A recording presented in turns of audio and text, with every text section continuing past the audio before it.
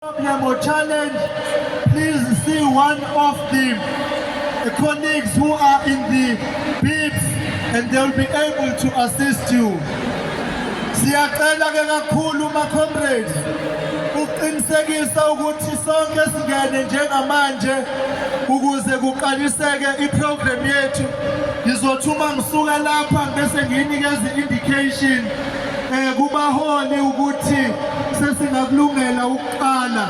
Siyanicela ke bafowethu sonke sithathe indawo zethu zokuhlala ukuze siqalise umsebenzi wethu.